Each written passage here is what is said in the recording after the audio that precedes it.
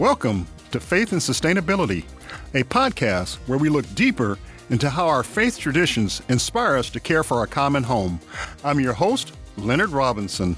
And I'm Kat Doyle. Before we start, I want to take a minute to give a shout out to those people who make this podcast possible.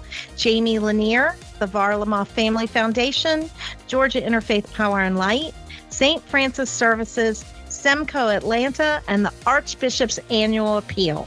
Okay, well, Kat, all the way from California, we have Dr. Christina Slentz.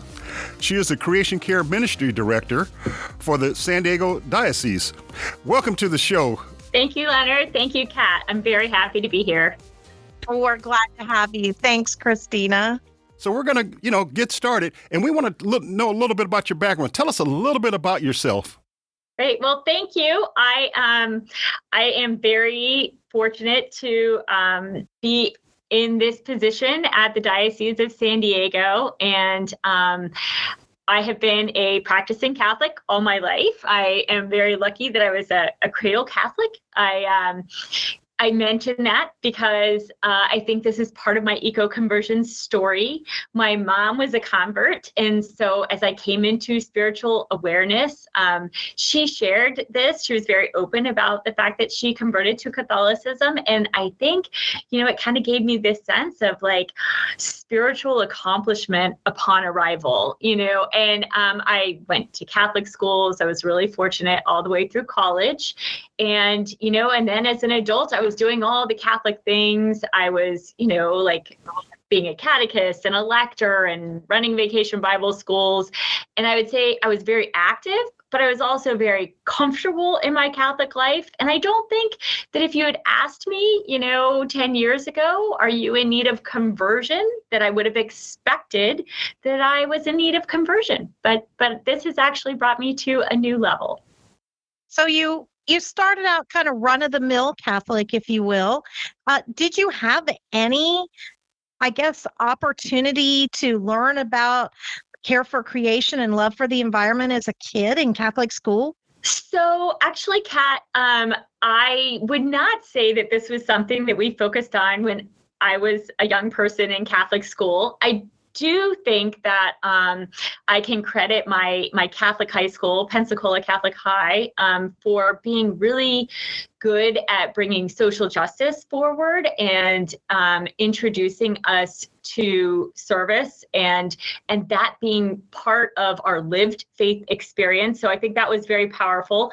And I would also say that convert of a mom was a Girl Scout through and through, and that being a Girl Scout really had a big impact and influence on me, because growing up in the swamps of South Carolina really taught me to love creation. I hear you. I was a Girl Scout too. So you get a lot of that care for creation through that. So, all right. So you get to that conversion that you're an adult now. Tell us a little bit about that conversion story. How did that happen? Yeah, so I would say, I had two tracks in my life, sort of, that I can identify my religious, faith track, but then surprisingly, my ecological conversion, I would say, or even that conversion that took me to a higher plane in my faith journey, came from my professional track. And I was fortunate that the Navy paid for my college education. And so I did a couple of years as a naval intelligence officer, spent time in the Persian Gulf. My husband did 27 years and spent a lot of time there. And I was very interested in the way that conflict comes about, the way that we foster human flourishing, which we know is God's plan and design for us. And so even in this professional life of looking at security, I had this lens of faith, right? And I really embraced the idea of being a global force for good, as the Navy used to say back then. So after that time, when my kids had gone back to school, I went back to graduate school, and I was studying this intersection of the way that economics and politics bring about vulnerability and potential for violence for people around the world. All right. Well, tell us how your personal faith journey shaped your views on environmental stewardship and just on the world. Sure. So, Leonard, I don't think that I really was aware of the way that my conversion was about to come. St. Paul has this lightning bolt blast off the horse moment, and he walks around blind for a little bit, right, before he can see. And I think I had more of a slow electrification that happened while I was doing my dissertation. I started to study a way that socio-ecological scholars talk about systems of adaptation that we see everywhere in the world. And you can see it in insects and fungi and weather patterns and humans, and it's everywhere.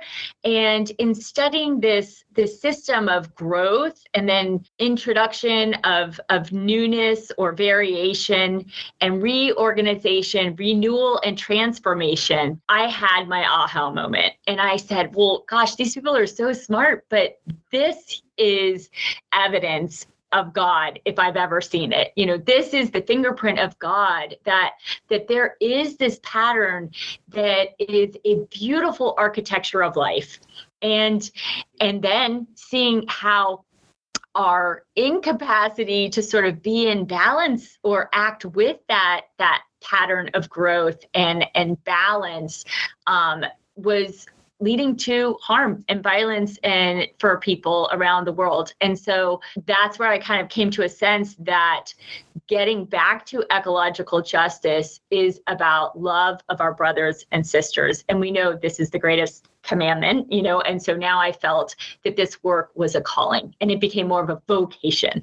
Wow. So this moving from, like you said, what your work was and that intersection, which works well with our faith and sustainability, that intersection of your faith and your work took you to a different plane. I love the fact that you went from this global force for good to this intersection to seeing the fingerprint of God. What a really amazing journey that is. So you've gotten to this point. Something must have happened that took you now in a different direction. Yeah, so I expected that I would take this new sense of calling and do what I've been doing, as a volunteer back at my parish. I started participating with the Laudato Si movement. I was taking the animators course that they offer, which is really fantastic. I had created a curriculum for a Laudato Si course. During COVID, we could sit outside 6 feet apart with our masks on and enjoy the garden and talk about what Pope Francis was calling us to do. But this was the volunteer capacity. And I thought, when I finished my PhD, I would maybe be teaching in a Catholic university would be ideal. But this job came available at the Diocese of San Diego. A small group of volunteers had worked really hard for about two to 3 years, and they were able to secure a grant and offer this position. And, when I looked at all the requirements, having some leadership, working with volunteers, being familiar with the architecture of Catholic parishes and the diocese, it felt perfect, and I was just terrified to apply. And when I got the news that I received the position, I hit my knees and I sobbed. I was just really overwhelmed with joy to do this work. What were your thoughts when Pope Francis wrote the Laudato Si? Where were you at, and what were you thinking? So I was in the midst of my coursework for my PhD, and Laudato Si was every bit top-notch scholarship as I found in the books that I was reading, but added that faith dimension, that intersection that you all talk about, and really put it in a context of our morals and ethics. And it's interesting because the UN's Intergovernmental Panel on Climate Change has said for some time now, we know what the science is. We know how to fix this dilemma. What we need are value judgments that will help us to know how to prioritize and, how to take action. And I think that that's what our Catholic faith provides us. And that's what Pope Francis really is doing in his work in this area. Okay, so now you're starting to talk my language. So here you are, you're in San Diego, and you have the backing of the work of the Vatican, and you've been hired into this new position. And as I understand, brand new position, never had anything like this before. So what happened? How did you start this new position? How did you get the ball rolling? So my advice to anybody walking into a new position is to start out by listening and learning from the people that are doing it already. And I have an amazing team of volunteers that are experienced in areas of environmental science, energy engineering, medical profession, public health, having worked with Indigenous communities, legal and policy. And, collaboration is so important, right? I think when we are together and we work together, that's where we find the Holy Spirit. I will tell you honestly, like a lot of people find, one of our biggest challenges, they said, was, hey, Christina, we want you to help us figure out how to get to the pastors. And we had a clergy member already on the team, Father Emmett Farrell, who founded the ministry. And so I thought, well, gosh, how am I going to do this? I'm going to pop in here and interrupt you and say that is universal. That how do we get to the clergy? And I think everybody we've talked to has that same question. So if you have a secret, we'd love for you to share it with us now. So that's kind of what I was thinking. I wanted to mention that because I think everybody thinks they're the only group that's having this struggle. And I think if we are really fair to our pastors, we have to look at what's on their plate, right? So if you're going to go and say, hey, Father, I really want you to have a creation care ministry at our parish, Father's probably going to give you a look, right? He's got a lot going on. If you come to Father and you say, Father, I would like to start a creation care ministry at our parish, I'm willing to bet you're going to get a lot further. And that's not easy, right? I think that we all have different strengths and weaknesses and, areas of vulnerability or capacity. So what we do at each of our parishes is going to look different depending where we are on that journey. But we have to make sure that we're, helping Father and not necessarily expecting Father to do one more thing for us. Speaking of parishes, what are some of the activities that you're doing in this ministry? So some of the parishes, as I mentioned, Leonard, have really different backgrounds and characteristics. And this was something that really surprised me. I had looked at different countries around the world and seen how they have different strengths and weaknesses, and their capacity to adapt is really different. Their history is different. And lo and behold, you can't necessarily create a one-size-fits-all Laudato Si action plan for every parish. So our parishes, one example, we have Our Lady of Guadalupe is located in the area of San Diego that has been historically ecologically marginalized more than any other location. Their air quality is one of the worst air qualities in the state. And they have an amazing leadership in a Jesuit priest who has really worked on that seventh goal of Laudato Si, of community empowerment and resilience. And they have become very involved with environmental justice issues. And so that's their gift. There are other parishes that have solar on the roof. They have LEED Silver certified buildings that are energy efficient. They have zero-scaped their landscape. Water is a real issue for us here in Southern California. So there are differences in what we see. And I have really tried to embrace that and help people understand that going with your strength is what's important for getting started. And the most important thing is to get started. You made an interesting observation. You talked about you had been traveling, you'd been to all these countries, and you had this experience working with the different countries. How would you compare that to working with the different parishes? I think it's a lot similar. And just to be clear, I was more from afar like looking at the way that countries take action or don't take action.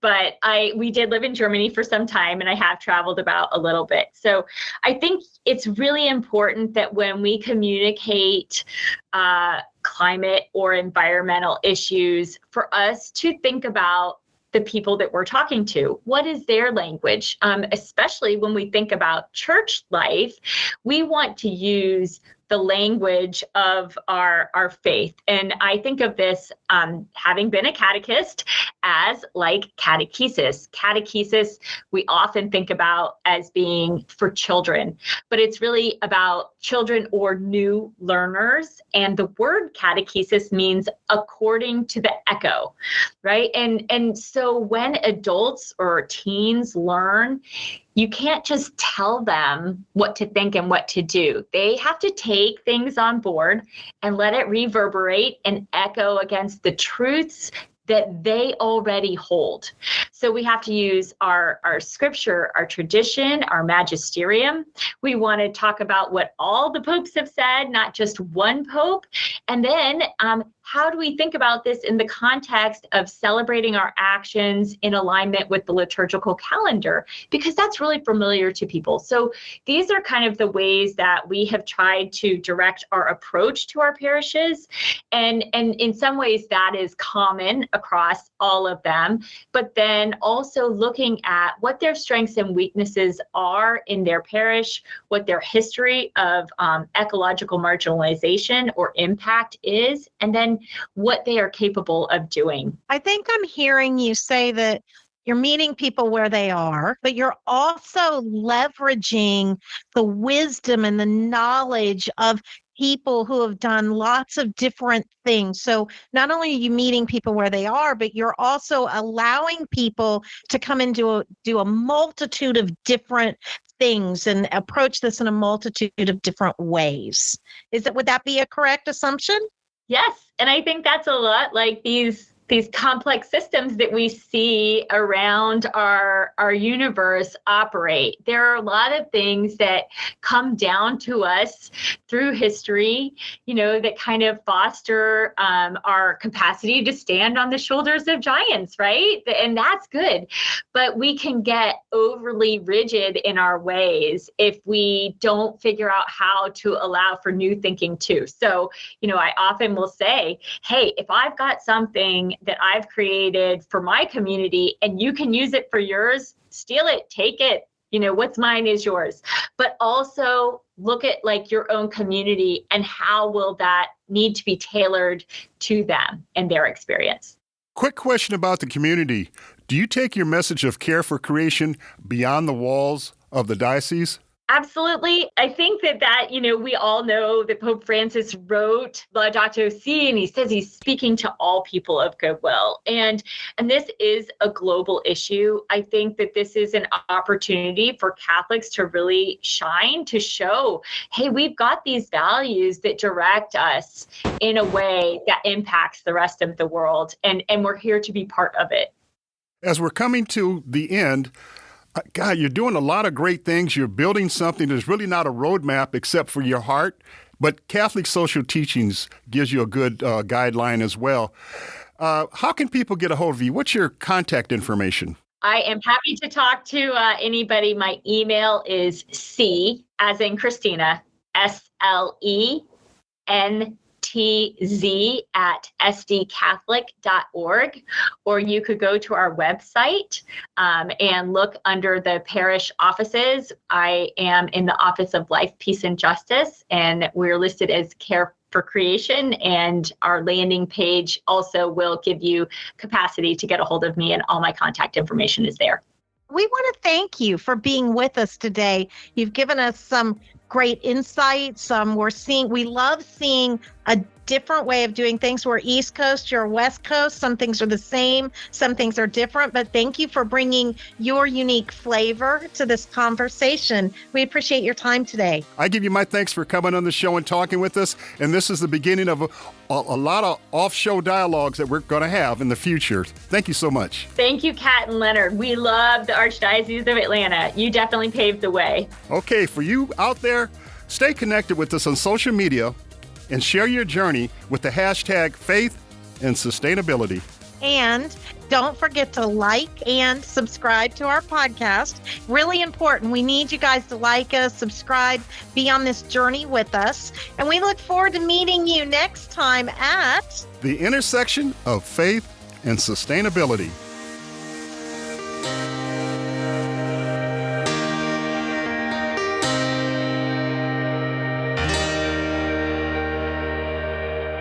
The preceding podcast is a production of the Roman Catholic Archdiocese of Atlanta. Copyright 2024.